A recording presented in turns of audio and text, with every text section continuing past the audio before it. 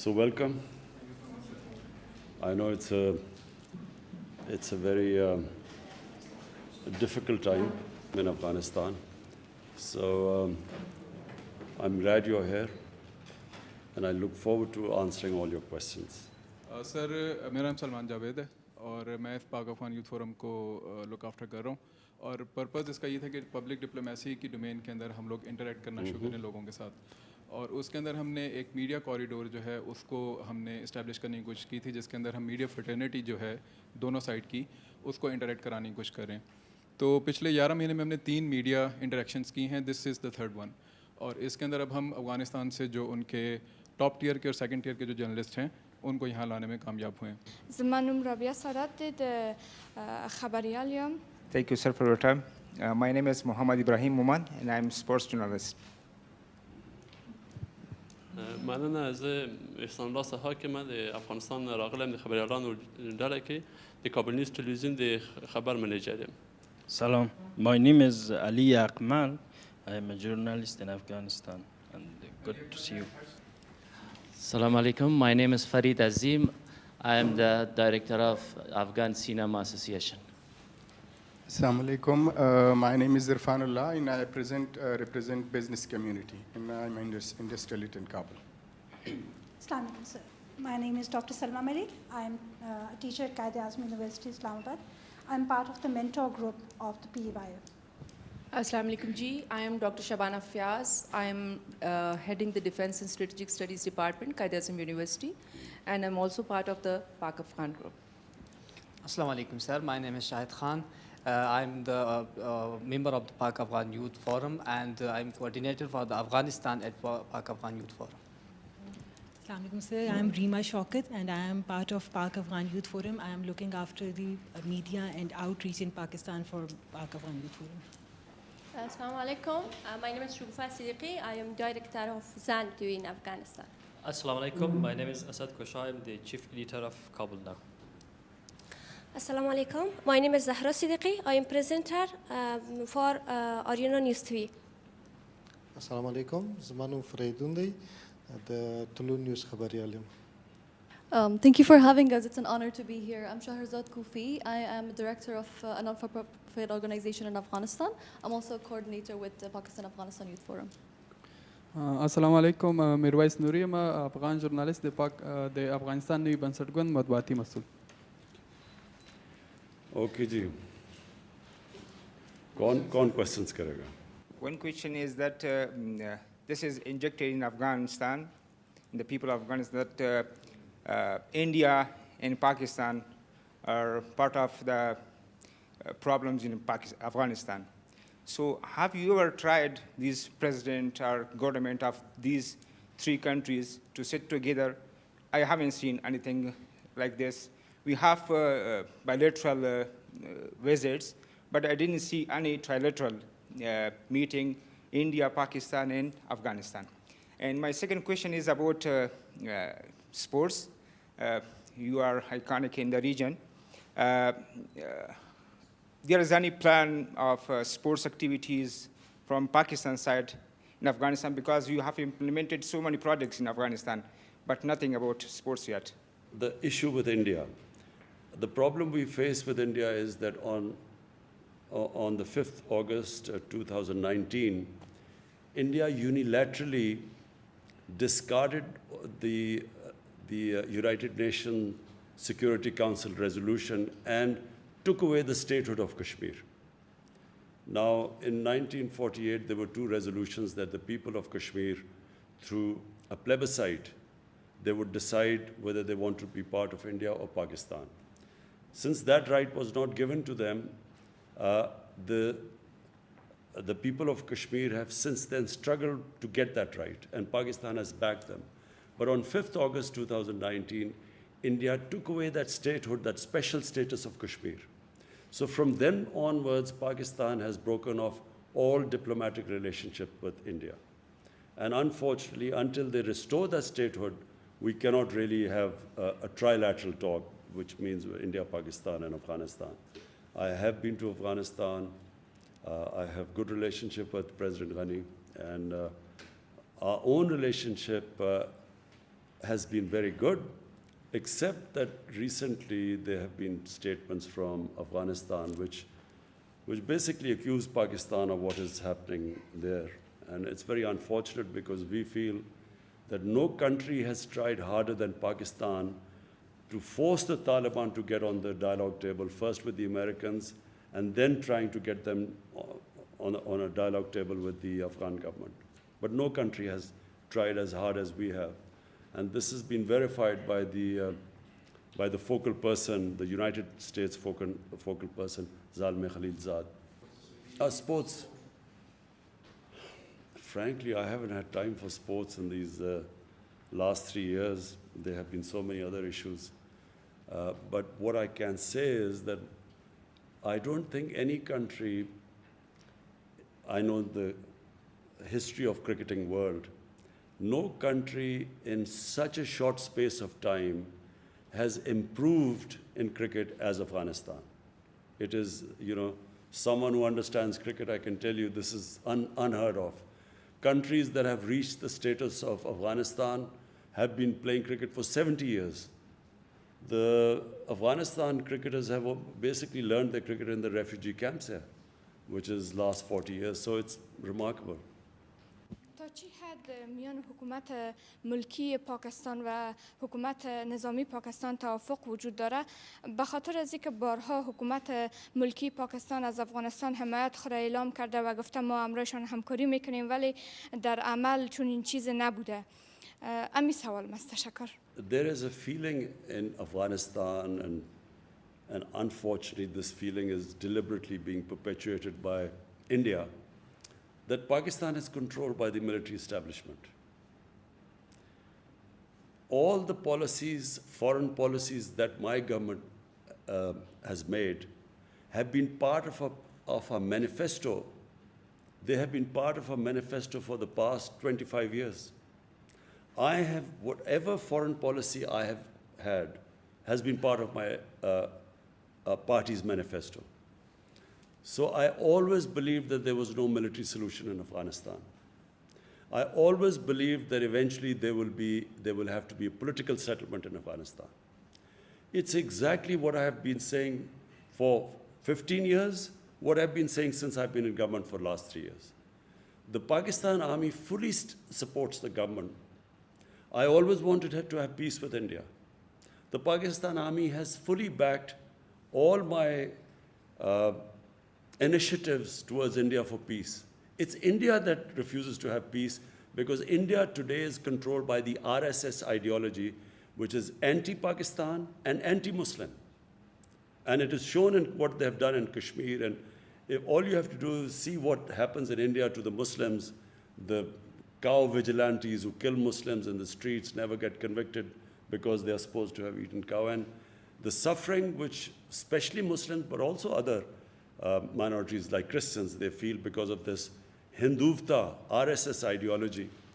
That is what is coming in the way of us peace with India. So, but the Pakistan army has stood by my government in every way. There is no difference. So now we come to Afghanistan. The country, and I repeat, the country that of all the countries in the world wants peace in Afghanistan is Pakistan. Why? Because number one, if there's peace in Afghanistan, then Pakistan is connected right up to the Central Asia. We have already signed a contract, signed an agreement with Uzbekistan for the Mazar Sharif, Peshawar Railway through Afghanistan. So all our future economic strategies depend upon peace in Afghanistan. That's number one. Number two, the people of Pakistan always think of people of Afghanistan as probably, if not neighbors, as our brothers. And they have suffered for 40 years of strife. And so we feel that if any country needs peace and quiet, it's Afghanistan. Thirdly, if this civil war goes on between the government and Taliban, it will almost certainly spill over to Pakistan's tribal areas. And we have really, in the last time when we joined the American War on Terror, and as a result, we had the American War on Terror spilled onto Pakistan's tribal area. 70,000 Pakistanis were killed in that. So last thing we want is that civil war spilling over into Pakistan, which it will do if it is a protracted civil war. And finally, we already have 3 million Afghan refugees. We cannot afford, if there's civil war, there will be more refugees coming in. And Pakistan does not have the economic conditions to, to have another influx of refugees. So it is in our interest, and that is why Pakistan has tried its best, is trying its best for a political solution in Afghanistan. Thank you so much for your time. سوال من هی هست که میخوایم پرسان بکنم در ارتباط به حملاتی که فعلا طالبان در ولسوالی‌های افغانستان انجام میتن و کارهایی که اینا انجام میتن وارد خانه‌های افغان میشن. آیا از نظر شما این گروه کارهایشان چگونه است؟ غیر انسانی هست یا گروه تروریستی هستند طالبان؟ آیا اینا شما میپذیرین؟ و دیگه ای که در این اواخر آیا اجساد پاکستانی را شما کشور پاکستان دریافت کردن از افغانستان تسلیم شده باشند؟ نظرتان در این ارتباط چی هست؟ و با چنین شرایط نتیجه روند صلح در افغانستان شما چگونه میبینین؟ من حیث یک کشور خیلی نزدیک بر افغانستان. تشکر. First, what the Taliban are doing or not doing has nothing to do with us. You have to speak to Taliban about what they're doing. We are not responsible. Neither are we some spokespersons for Taliban. But you have two choices. 20 years, a military solution has been attempted to bring peace to Afghanistan, and that's failed. Now you have a choice. Either this American-backed military solution, you can continue, because if you feel the Taliban are not someone you want to have in part of your government, you can keep on the course of a military solution. But everyone knows it's not possible anymore. The second solution is to have a government, a political compromise between the Taliban and the government, to have a compromise, an inclusive government. That is the only solution. Now, what the Taliban are doing or not doing has nothing to do with us. All we want is that there should be peace in Afghanistan. Pakistan's interest is peace there. There are 3 million Afghan refugees in Pakistan. Almost all of them are Pashtuns. And all of them, or most of them, would have sympathies with Taliban. How is Pakistan supposed to check who is going over there to fight or not when there are about 25,000, 30,000 people who cross every year, every day? They go into Afghanistan and come back. How is Pakistan going to check that? So Pakistan has consistently said that if the Afghan refugees go back to Afghanistan, then hold us responsible. But if there are 3 million refugees here, how can we say few hundred or few people have gone there to fight and their bodies are coming back? How can Pakistan be held responsible? There are refugee camps of 500,000 people. There are refugees with over 100,000 people. So how is Pakistan going to go into the refugee camps and decide who is pro-Taliban and who is not? So it's not possible unless, and let me just say the other thing, that until recently there was no border between Pakistan and Afghanistan. The Durand line was just imaginary. There was no physical border. So to stop, to control the outflow and inflow into Pakistan, we have built this fence at a huge cost to Pakistan. We have completed 90% of the fence now. So for the first time you have a border fence. Before that there was no border anywhere. Durand line was no border. So we are trying our best, but it is not possible to hold Pakistan responsible when you have over 3 million refugees here. What interest could possibly Pakistan have in a civil war in Afghanistan? What interest would Pakistan have in backing someone to take over Afghanistan? What is clear is that no one party will be able to take over Afghanistan. So if Taliban try to take over Afghanistan, it'll just be an ongoing civil war. In the past, Pakistan did have an interest. In the 90s, Pakistan had an interest. And why did Pakistan have interest? Because Pakistan had this policy of strategic depth. What was strategic depth? Pakistan was always wary of Indian influence in Afghanistan, and Pakistan did not want to have a situation where it was fighting on two fronts. So Eastern Front, India, and then Afghanistan also became pro-India. So in those days, Pakistan did try to have favorites.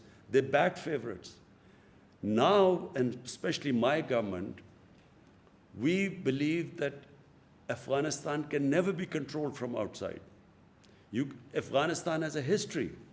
Throughout history, Afghans are the most independent people. So you can't control Afghanistan from outside. So our government's policy is, whoever the people of Afghanistan choose, Pakistan will have best relationship with them. So we have no favorites now.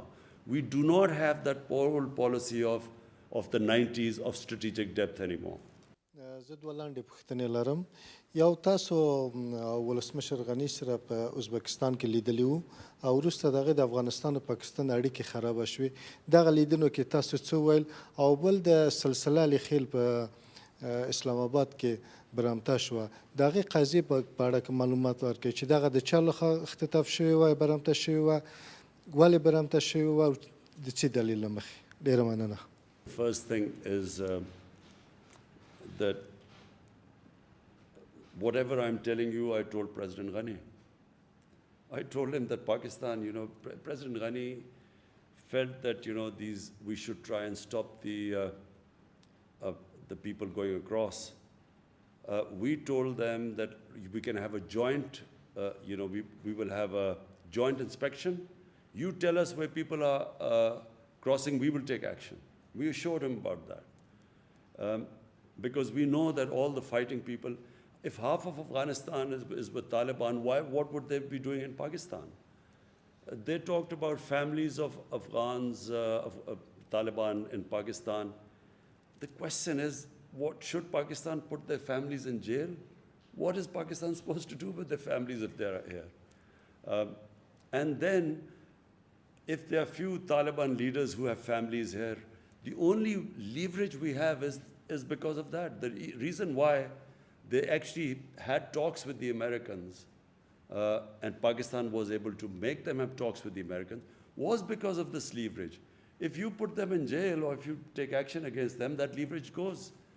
But more importantly, I got the impression that somehow the Afghan government feels that we should take some sort of a military action against, force whoever the Afghan or, the few pro-Taliban people or Taliban leaders are here. But so number one, we will do everything, but we will not use military force anymore in Pakistan. As I said last time, we were fighting someone else's war and we ended up 70,000 Pakistanis were killed. So there is a consensus in Pakistan that we will not use military action. Short of military action, we will try our best. How much ever pressure they want us to put on the Taliban, we will, because it is in our interest there's peace in Afghanistan. But we will not use military means. We are clear in Pakistan about that. The ambassador. So, we have detailed now through the Safe City cameras, we have detailed, charted out the exact path taken by the daughter of the ambassador. And,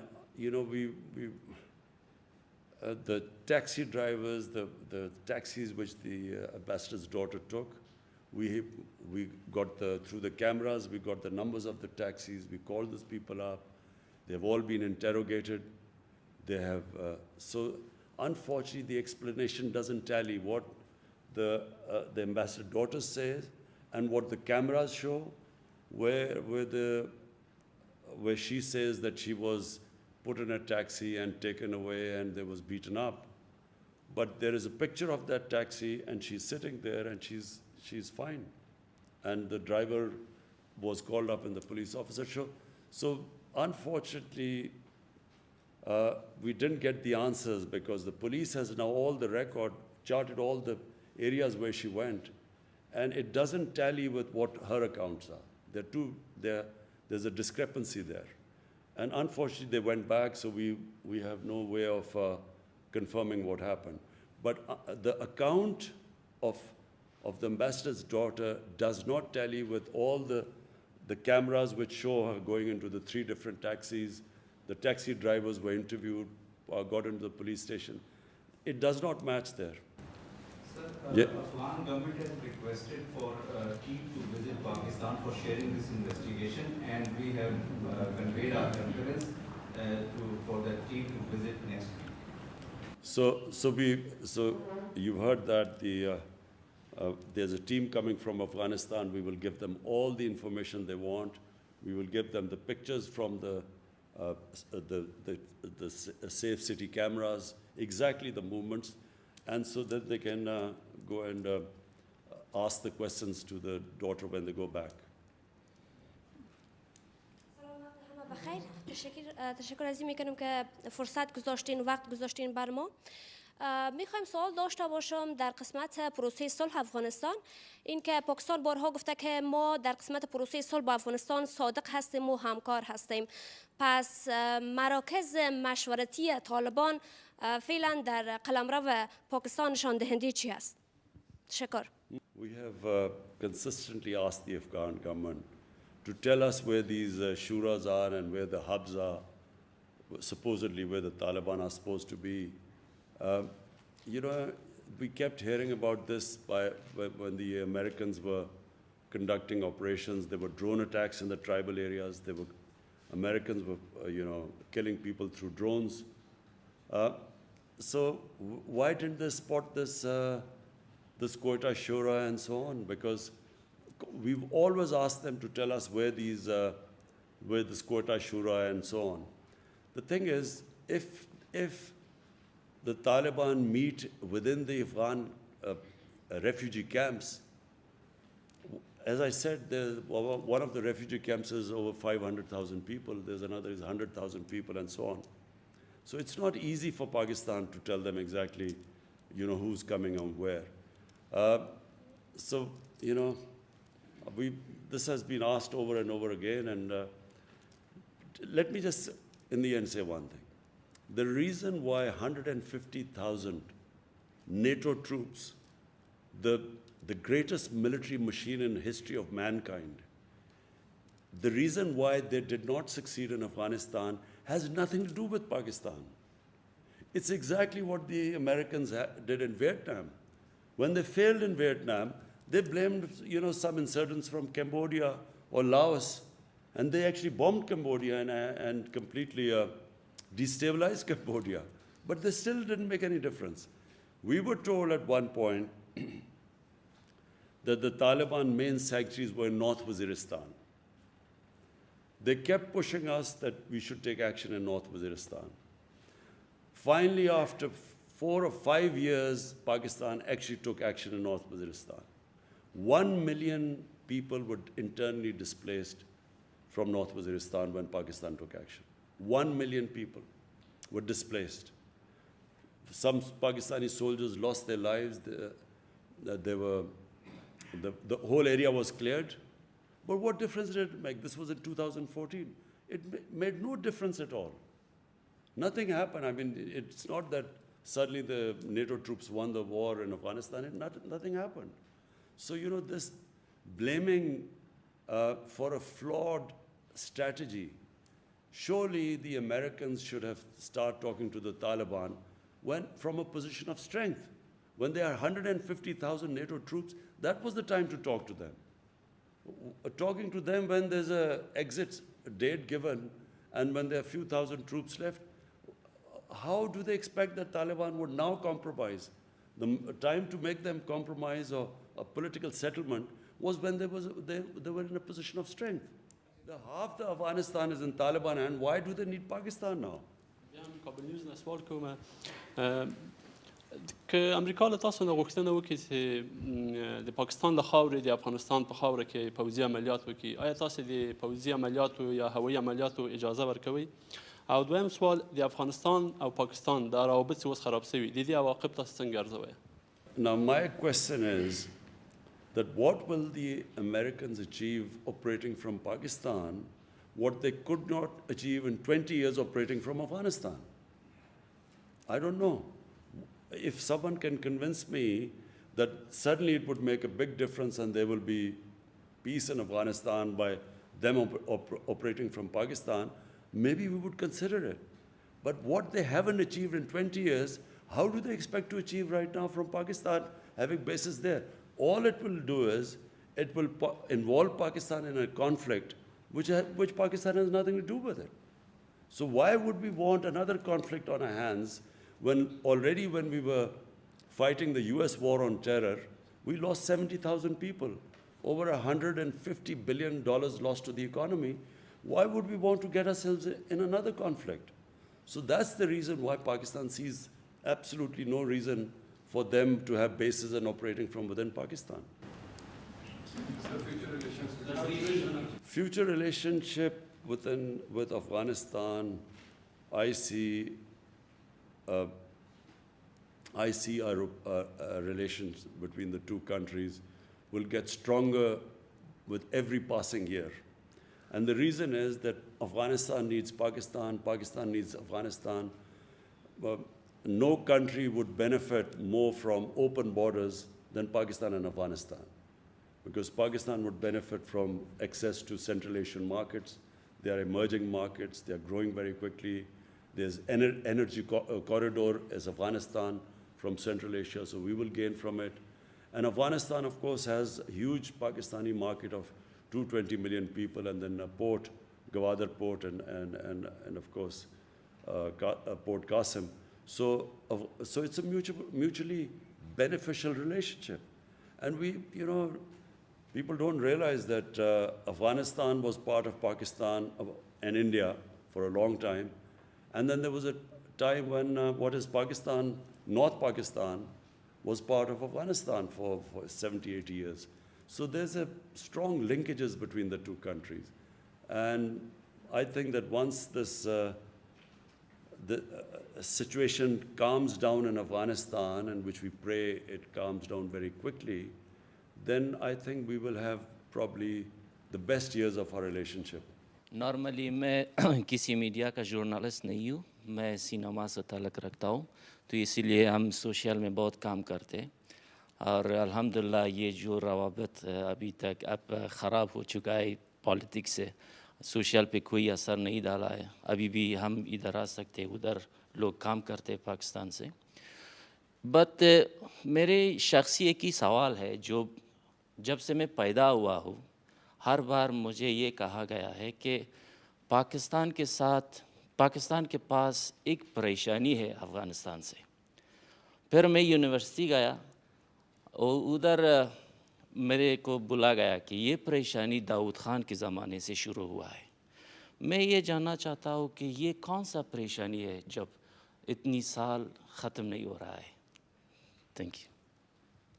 देखिए, जो मुल्कों के अंदर relationship होती है ना, वो कभी भी एक जगह पे जाके नहीं अड़ जाती। वो चेंजेबल है, डायनामिक चीज़ है।